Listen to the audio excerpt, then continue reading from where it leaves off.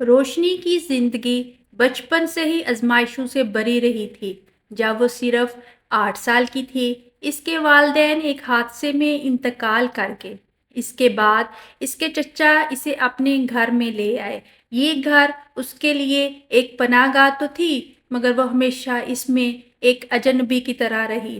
چچی اسے کھانے کے وقت بقیہ سالن دے دیتی، چچا زاد بہنیں اسے اپنے پرانے کپڑے پہننے کو دیتی، اور چچا کے بیٹے وسیم، جو محلے بھر میں آوارہ مشہور تھا، اس پر طنز کے تیر برساتے نہ تھکتا۔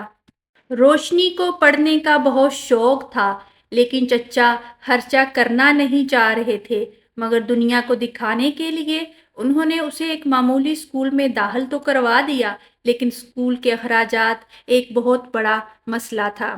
چچا کا کہنا تھا کہ لڑکیوں کو پڑھا کر کیا کرنا ہے، جلدی سے شادی کر کے سسرال بھیج دینا چاہیے۔ روشنی جانتی تھی کہ یہ دنیا اس کے لیے آسان نہیں، مگر وہ ہار ماننے والوں میں سے نہیں تھی۔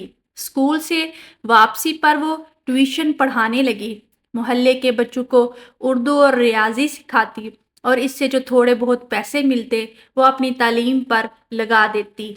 ایک دن جب روشنی شام کے وقت پڑھائی کر رہی تھی، چچی نے اسے کچن میں بلایا اور کہنے لگی، مبارک ہو، تیرا رشتہ طے ہو گیا ہے۔ چچی کے چہرے پر خوشی جھلک رہی تھی۔ کس سے؟ روشنی کا دل جیسے کسی برف کے ٹکڑے میں بدل گیا۔ وسیم سے، چچی نے اعلان کیا۔ وسیم؟ وہی وسیم جو سارا دن گلیوں میں آوارہ گردی کرتا ہے، جو چھوٹے بچوں کو ڈراتا ہے اور اپنی ہی ماں سے بدتمیزی کرتا ہے۔ روشنی کو جیسے چکر آ گیا۔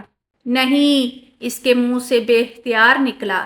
چچی کا چہرہ فوراً غصے سے لال ہو گیا، کہنے لگی، یہ گھر تیرے ماں باپ کی جاگیر نہیں، ہم نے تجھے پالا کھلایا، اب تو ہماری عزت بھی نہ رکھے گی۔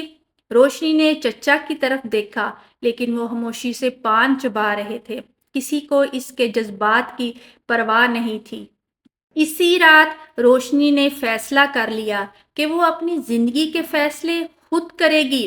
اس نے اپنی سہیلی سائمہ سے مدد مانگی، جو ایک NGO میں کام کرتی تھی۔ سائمہ نے اسے اسکالرشپ کے لیے اپلائی کرنے کا مشورہ دیا۔ کئی راتوں کی محنت کے بعد اس نے ایک فاؤنڈیشن کے امتحان میں حصہ لیا اور کامیاب ہو گئی۔ اسے ایک ہاسٹل میں رہائش اور اسکالرشپ مل گئی۔ جب وہ چچا کے گھر سے نکل رہی تھی، چچی نے طنزیہ کہا، جا دیکھتے ہیں کتنے دن چلتی ہے تیرے خوابوں کی دنیا۔ لیکن روشنی نے پیچھے مڑ کر نہیں دیکھا۔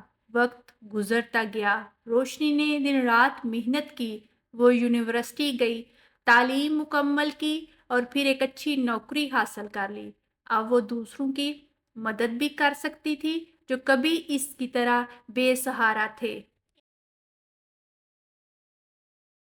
ایک دن اس نے سنا کہ وسیم کسی جھگڑے میں جیل چلا گیا ہے اور چچا کا کاروبار ختم ہو چکا ہے۔ وہ سوچنے لگی کہ اگر وہ بھی حالات کے آگے جھک جاتی تو شاید آج وہ بھی اسی اندھیرے میں کہیں کھو چکی ہوتی، مگر نہیں، اس نے اپنی راہ خود چنی تھی اور یہی اس کی سب سے بڑی جیت تھی۔